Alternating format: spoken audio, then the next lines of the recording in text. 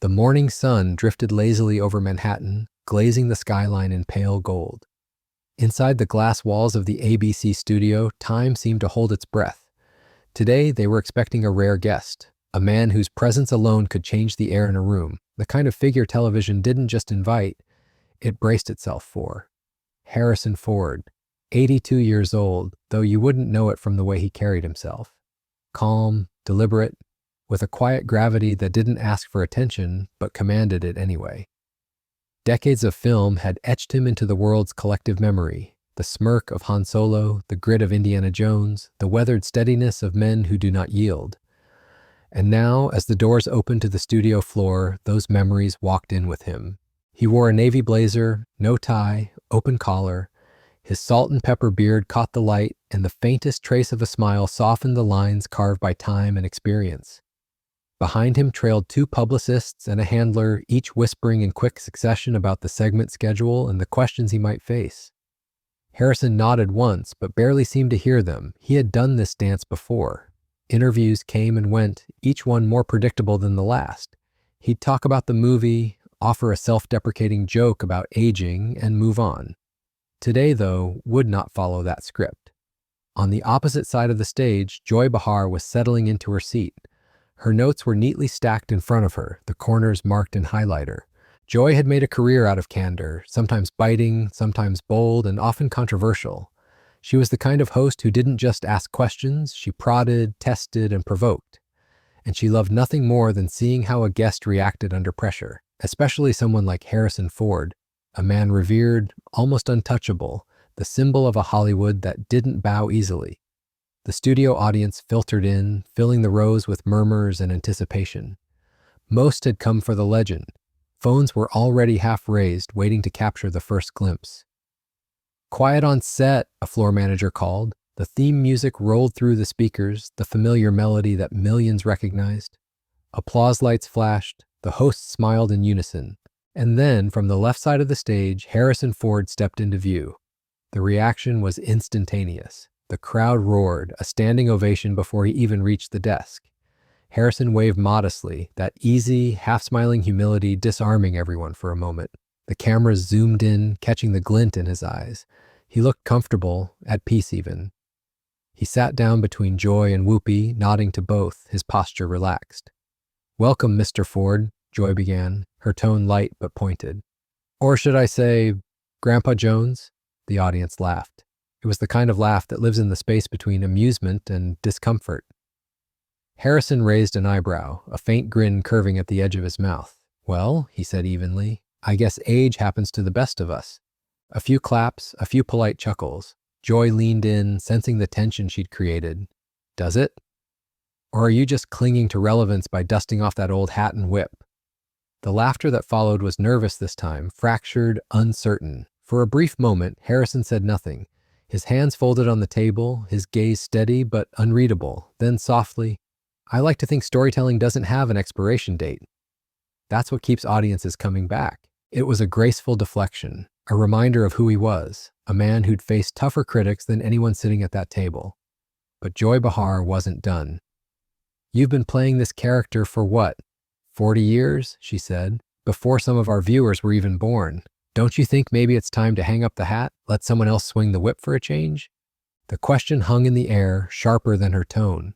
The other co-hosts, Whoopi, Sunny, Sarah, shifted slightly in their seats. Even through practiced smiles, they knew when a line was about to blur. Harrison smiled faintly, not dismissively, but with the kind of poise that comes from decades of weathering storms in public. "You might be right," he said, "but I think there's something to be said for finishing a story you've lived with all your life. It's not about hanging up a hat, it's about closing a chapter properly." Applause erupted from the audience. He had turned the question into poetry. Joy's lips tightened just slightly, though her grin didn't fade. "Or maybe it's nostalgia," she countered. "Maybe people just want to see if the old guy can still crack the whip without breaking something." Laughter again, louder this time, though it didn't carry the same warmth. Harrison's jaw moved once, just enough to show restraint. He looked at Joy and smiled, not with mirth, but with patience. "You'd be surprised what the old guy can still do." The crowd responded instantly, clapping, cheering. It was a small victory, but one that carried weight. Still, Joy Behar wasn't one to back down when the audience sided with someone else. Her eyes gleamed as she flipped through her cards. You know, Harrison, you've had one of the longest careers in Hollywood history. But tell me honestly, when you look back now, do you ever think maybe you've been playing the same man all along? The brooding, serious, grumpy hero. Doesn't it ever get boring?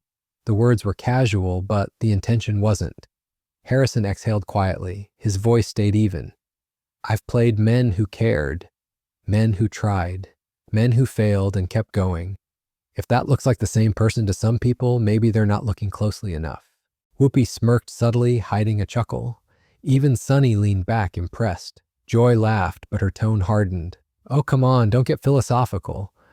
I'm just saying after a while, audiences might start to wonder if you've run out of new tricks. Harrison tilted his head slightly, studying her. The faint amusement in his eyes flickered into something cooler. Or maybe audiences keep coming back because they still see something honest, he said. You can change the camera, the lighting, even the dialogue. But if the truth in a story still speaks, you don't need tricks. The room was quiet for a beat too long. Joy shuffled her cards, forcing a smile. That's a very noble answer, she said, but let's be real. Hollywood doesn't reward honesty. It rewards youth, controversy, and spectacle. Maybe you're just nostalgic for a time when you were the spectacle. The audience gasped. There it was, the first real jab. Harrison leaned back in his chair, crossing one leg over the other. His eyes stayed fixed on her, calm, cold. You might be right, he said slowly, but I think I've had my share of spectacle. These days, I'm more interested in substance. A wave of applause followed. Some stood, others whistled. Joy tried to speak over it, but her voice was drowned out by cheers. In the control booth, a producer whispered into his headset. We need to cut to commercial in 20 seconds. Don't, the director said. This is television gold. Back at the table, Joy smiled tightly, her voice rising just enough to be heard again. Well, substance is great, she said, but so is knowing when to step aside. Don't you think it's time? Don't you ever feel ridiculous trying to be an action hero at your age? The crowd groaned collectively, half in shock, half in discomfort. Even Whoopi's eyebrows lifted. Harrison blinked once, unamused. His tone, when it came, was quiet and sharp. Pretending, Joy, is the job. It's called acting. But I've never pretended to be something I'm not. The audience clapped again. Louder. Real applause this time, not prompted, not polite. Joy laughed, waving her hand dismissively. Oh, please, you're just being sensitive. It's a fair question. Harrison smiled faintly, but this time there was no warmth in it. Fair questions usually come with some respect, he said. A murmur rolled through the audience. Joy paused. The corners of her mouth twitched. She looked at him, perhaps realizing for the first time that she'd pushed too far, but then the smirk returned. Respect? Harrison, you're one of the most famous men in the world. I think you've had enough respect for one lifetime. The co-hosts went still. Harrison chuckled under his breath. Funny thing about respect, he said softly. It's not a lifetime supply. You earn it every day, just like anyone else. But you can lose it just as fast. The silence that followed wasn't empty. It was electric. Behind the cameras, a stage manager froze. Even the boom operator stopped adjusting the mic. The audience looked from Joy to Harrison like spectators in a courtroom waiting for the verdict. For the first time all morning, Joy's confidence faltered. She shuffled her notes again, pretending to laugh, but the sound cracked slightly. All right, she said. Don't get dramatic, Indiana. Harrison's reply came without hesitation. You haven't seen dramatic yet. It was calm, controlled, but there was iron behind it. The crowd reacted instantly, half applause, half stunned silence. The show's control room lit up with messages from producers asking if they should cut. No one dared. The cameras stayed locked on the two of them, the legendary actor and the queen of daytime television, two worlds colliding under studio lights. At that moment, everyone in the room felt it, the temperature change, the invisible spark between poise and provocation. Joy Behar leaned back, smiling too widely now, her voice dripping with forced humor. Well, I can see this interview's going to be fun. Harrison didn't smile. He just looked at her, steady, patient, and utterly unshaken. Depends on what you call fun, he said quietly. The director in the booth exhaled. Keep rolling, he whispered. Don't blink. The segment had only just begun, but everyone in that studio, hosts, crew, audience, knew they were witnessing something that wouldn't end with applause. It would end with a reckoning, and for the first time in a long while, daytime television was about to feel real. The show did not cut to commercial. The clock on the wall ticked forward in red digits while the director held his breath and the audience held their seats. What had started as a promotional interview had turned into something else, something live and unscripted and sharp enough to draw real blood if no one blinked. The cameras inched closer as if pulled by gravity. Joy Behar saw the red light and leaned into it. Harrison Ford felt the change in air pressure and chose stillness the way a pilot chooses altitude. Joy rested her elbows on the desk and laced her fingers. The smile she wore now had edges. She spoke with a calm that read as careful to those who knew her. To everyone else, it looked like poise. "Let us be honest," she said, picking her words like stones across a river. "People say you keep returning to this same role because you need it, not creatively, professionally, that without this hat and this myth, you are no longer the man the public thinks you are. Is that fair?" She wanted him to deny it. She wanted him to flinch. He did neither. He nodded as if considering a reasonable proposition. Then he said the oldest truth he knew. People and roles grow together. Sometimes a character becomes a bridge that lets families walk back to each other every 10 years. You do not burn a bridge because it is old. You repaint it. You rebuild its beams. You let new footsteps find it. There was applause again, persistent now. Joy waited it out with a smile that did not reach her eyes. "Bridges," she said, "that is a lovely metaphor. But what about the body that has to cross it? At what point does the bridge become a question about safety? There is a difference between timeless and pretending time has not happened." Whoopi glanced at a producer through the teleprompter reflection. The producer shook her head very slightly, a warning to let the moment breathe. Sarah cleared her throat and tried to shift the cadence. She asked Harrison about the new film's themes: legacy, family, the archaeology of memory. He turned toward her and answered with warmth that softened the room. He spoke about the way artifacts carry stories across generations and how his job at this stage was to carry them carefully. He spoke about trust. He spoke about craft. Joy let him finish. Then she turned her face to the camera for a heartbeat and tilted the conversation again. "Audiences might say they trust you," she began, "but trust can be habit.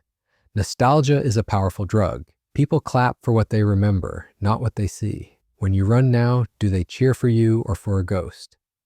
A line in the audience released into small murmurs. It was not a hostile crowd. They wanted to be on his side. They had grown up with the man who was brave and difficult and sardonic and kind under a layer of iron. But the question had a shape that pulled at something real. Everyone understands ghosts. Everyone has watched a hero age. Harrison took a slow breath through his nose. His hands were still, his shoulders steady. He did not need to look at the camera to hold the room. "When I run now," he said, "I do it because the story asks for it. The story is not a ghost. The story is the living thing. I am a part of it, not its past tense." He did not raise his voice. He did not sharpen a single consonant. Even so, the sentence landed with the weight of a gavel. Joy nodded as if conceding a point she did not concede. Then she smiled and changed angles. "There is another question, Harrison. People have called your persona grumpy for years. They say you hide behind that tone, that the scowl covers a lack of range, that the charm was a phase and the scowl became your mask. Are you aware of that criticism?" Sunny leaned forward a fraction. Her eyes said this was not a question about film. It was a question about personhood dressed as critique. Harrison knew that too. He did not deny the description. He said he has been called grumpy since he stopped pretending to enjoy things that were not worth enjoying. He said he has also been called kind by people who work from 6 in the morning in the cold and have their names at the end of the credits. He said the opinions that matter most are formed on sets where no one claps when you enter a room. The audience applauded again, longer now. Joy rubbed the edge of a note card with her thumb, a small tell. She pressed on. "Kindness is nice. Audiences pay for excitement. Can you still deliver that? Without doubles, without clever cuts, without the editing room giving you the speed you use to bring yourself." The control room winced. It was not the question. It was the way the words still hung like a hook. Harrison kept the same neutral posture. "Doubles are not a sin," he said. "They are a collaboration. They keep people safe, and they let stories look the way our hearts want them to look. As for speed," He paused and let a faint smile appear. Speed is a matter of where you point the camera.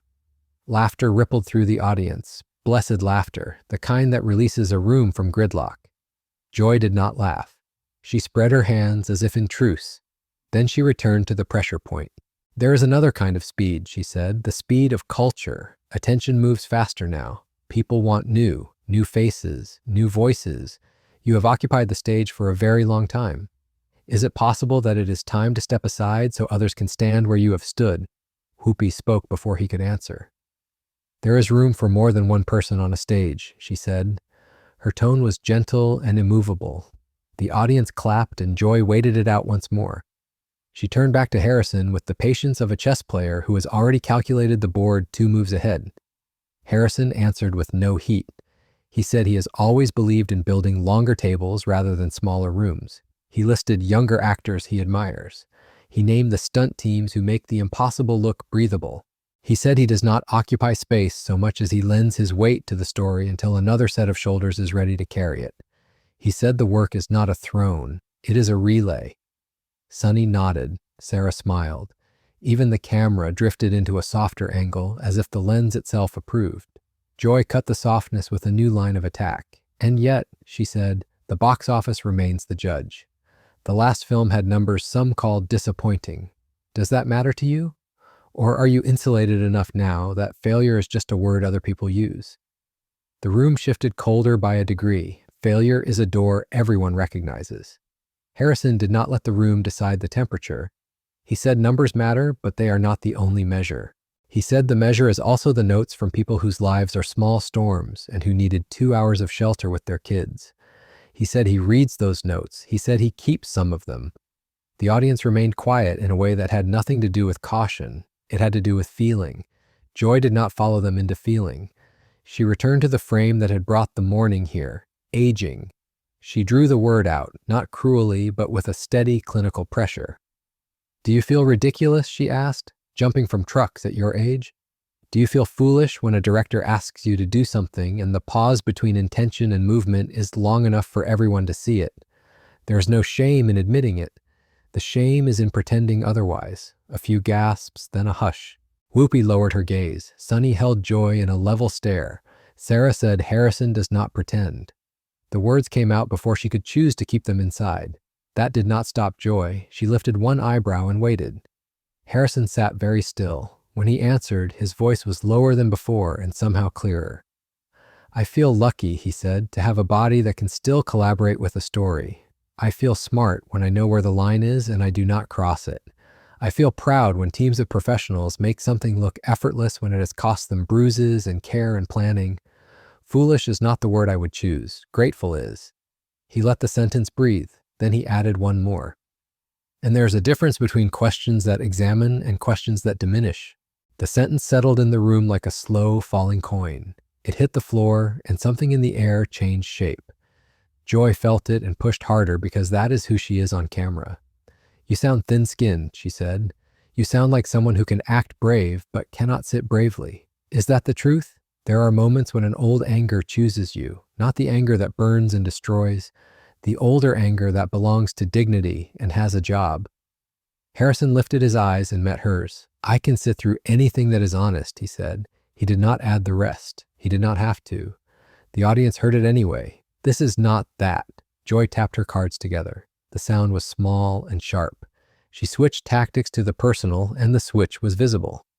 Your peers speak about you in a certain way, she said, that you keep your distance, that you are gruff between takes, that you leave rooms early. Does that come from the same place as the roles? Are you a loner by choice or by habit? Do you enjoy this, or do you just like being watched? Even the control room frowned. It was the kind of question that pretends to be curiosity while peeling its skin. Harrison did not take the bait. He talked about crews again, about early call times and quiet lunches and folding chairs. He said he likes to listen to people who are not being recorded. He said performance is not the same as presence, and that being present is easier when you are not always on. He did not apologize for privacy. He placed it on the table and left it there as if to say a boundary can be an invitation to decency. Applause returned. Joy cut it by leaning forward so the camera would favor her face. Let us not confuse boundaries and ego, she said. Some would say you are protected by a reputation big enough to excuse any mood. Would everyone still give you grace if you were not the legend sitting here? Harrison gave her one of his very rare smiles, the kind that lifts only one side of his mouth and means there is a story he will not tell. You are not wrong that people sometimes forgive me too quickly, he said. I try not to ask for it. I try to give more than I take. If I fail, that is on me, he paused. But I do not mistake cruelty for honesty, not from critics, not from hosts, not from myself. Now the audience applauded in waves, not just because they agreed, but because the sentence had given them a way to name the discomfort that had been rising like smoke. Joy pressed her hands together. Do not play the martyr, she said. You have had more than most. You can take a tough question. Tough is not the same as cheap, he said. The words were simple. The room felt them like a change in pressure before a storm. Whoopi reached for her mug and set it down without drinking, the quietest signal that she had chosen a side. Sunny's chin lifted half an inch. Sarah looked at Joy and then away, the way colleagues do in offices where lines have been crossed and the meeting is still being recorded. Joy exhaled through her nose and wore her most professional smile like armor. Then she drew the sharpest line yet. If you do not want these questions, why did you come here? You want the attention. You want the screen time. You want to sell the movie. Fine. But do not sit here and tell me you are above the thing you still need. There it was. The accusation beneath everything else. You need us. We do not need you. The audience turned toward Harrison as if a jury had been asked for its reaction. He did not raise his voice to present his case. He let calm do its work. I came here, he said, to talk about the work, not about whether I deserve to exist in front of a camera. I came here because audiences watch this show while they drink their coffee and tie their shoes and try to get out the door in one piece. I respect that. I have always respected that. I am not above the ritual. I am not beneath it either. I am here to share something we made with care. If that is not enough, then we do not have a conversation. We have a performance of contempt. The word contempt turned the room into a mirror again. Joy held his gaze. For a heartbeat, she looked down. When she raised her eyes, the smile returned, thinner. You are very good at sounding noble, she said, but noble is not news. People want the moment when the mask slips. So let us see the man. Are you afraid of the day when the applause stops? Are you afraid of the day when no one calls? He understood then that there was no version of this interview in which the tone would soften. He understood that the only control he had left was over his own temperature. He answered the question anyway because refusing would feed the wrong story. Everyone is afraid of being forgotten, he said. I am old enough to know the feeling will visit me whether I invite it or not. That is not why I work. I work because the work is still worth doing.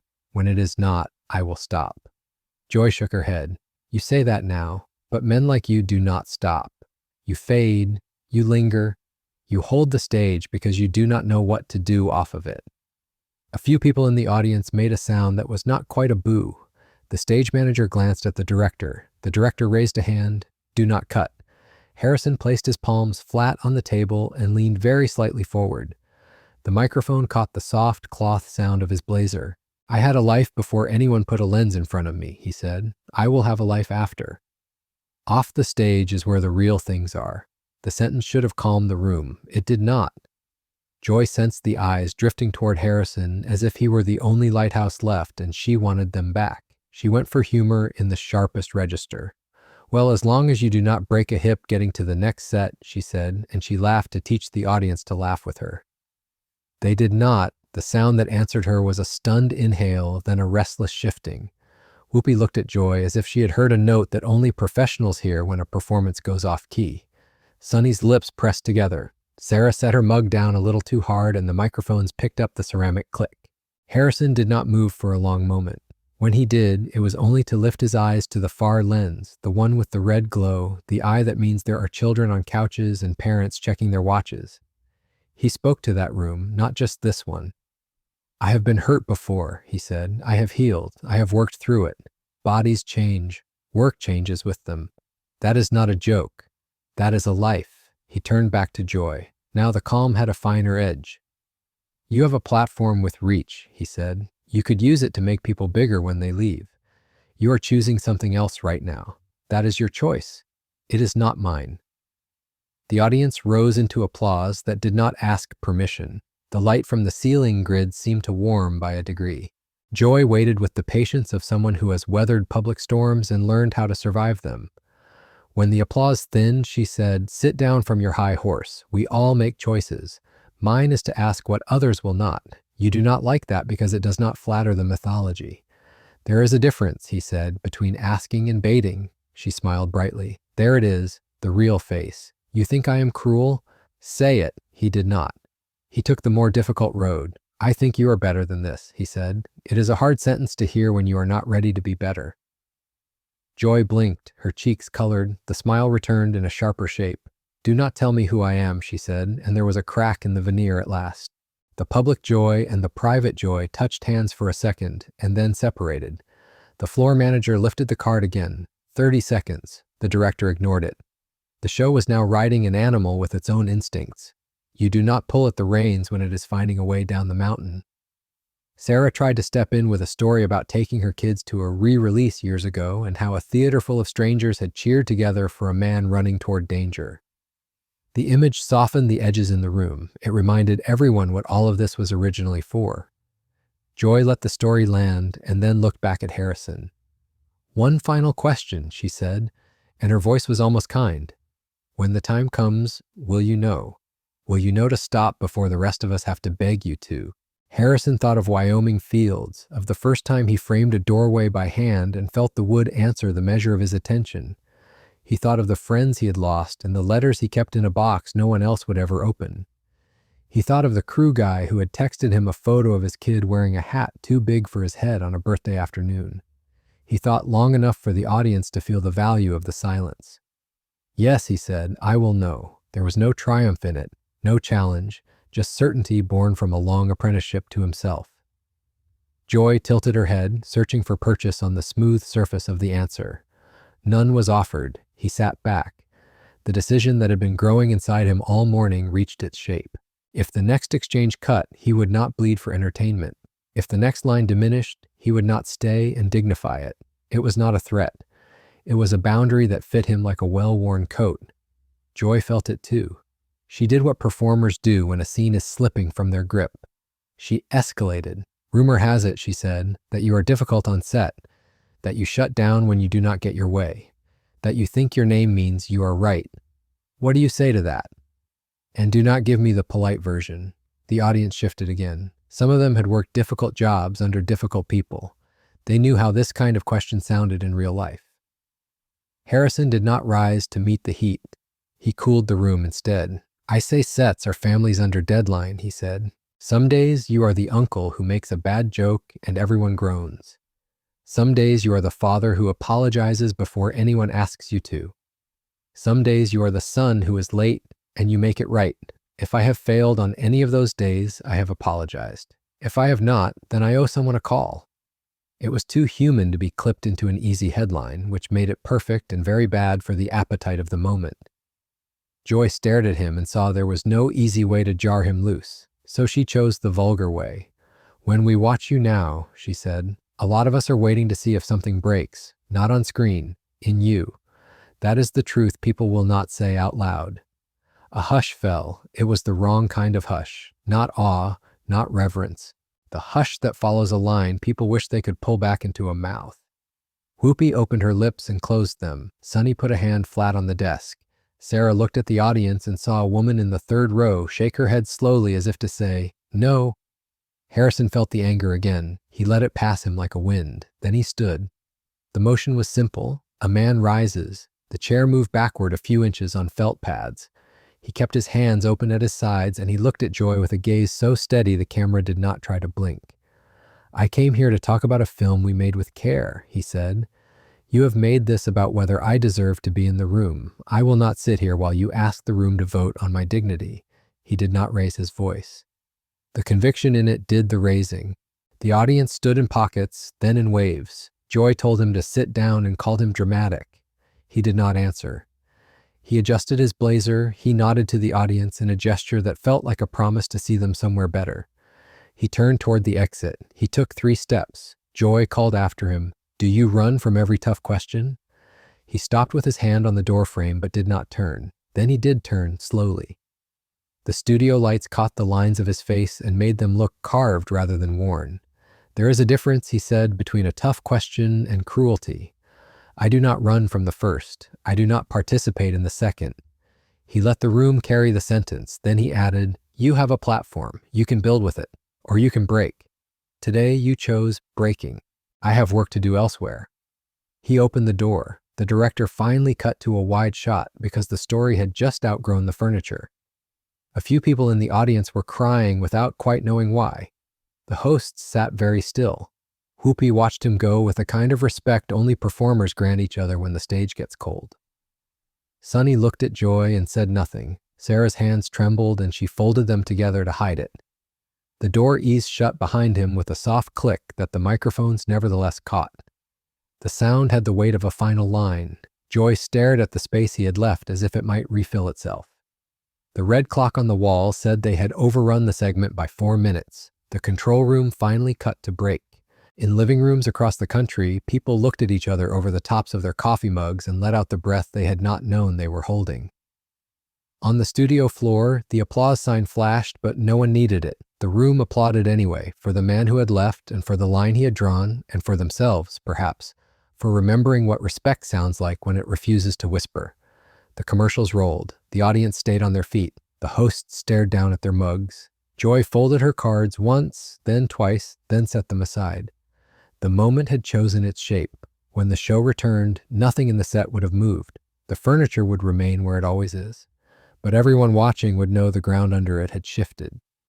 Let me know in the comments below, and don't forget to subscribe for more explosive celebrity confrontations that change television forever.